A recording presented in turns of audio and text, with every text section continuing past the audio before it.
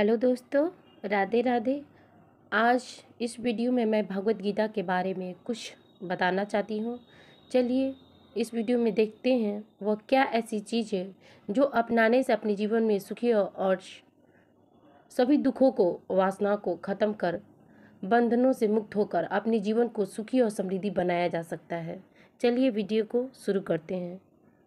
भागवत गीता में श्री कृष्ण ने न केवल ज्ञान की बातें बताई हैं बल्कि जीवन में जीने के लिए कला के बारे में भी बताया है।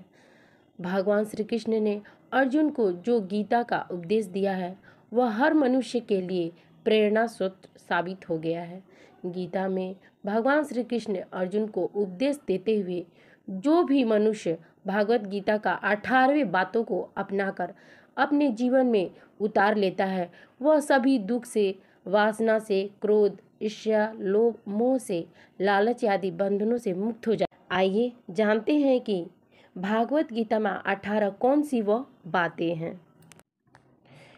पहला, आनंद मनुष्य के भीतर ही निवास करता है, परंतु मनुष्य उसी स्त्री में, घर में बाहरी सुखों को खोज रहता है।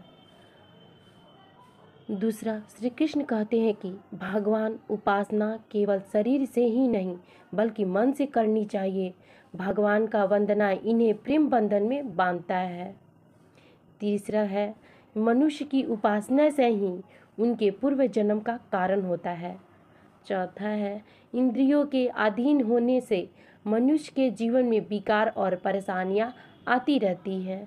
पांचवा नंबर में कृष्ण भगवान कहते हैं कि संयम यानी धैर्य, सदाचार, स्नेह, सेवा जैसे गुण सत्संग के बिना नहीं आता।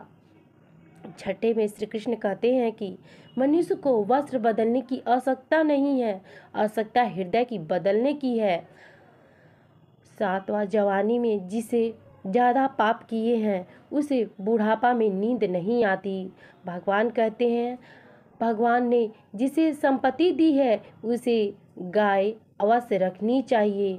नौवां में कृष्ण भगवान कहते हैं कि जुआ, मंदिरा, पर स्त्री गमन, हिंसा, असत्य, असक्ति, निर्दयता सबको कलयुग का वास होता है। 10वें में कृष्ण जी कहते हैं कि अधिकारी शिष्य को सद्गुण अवश्य मिलता है।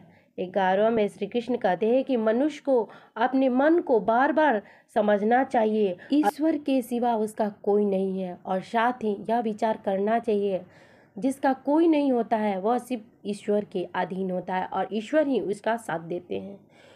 12वां, भोग के क्षण भर के लिए सुख है, साथ ही त्याग में अस्थाई आनंद।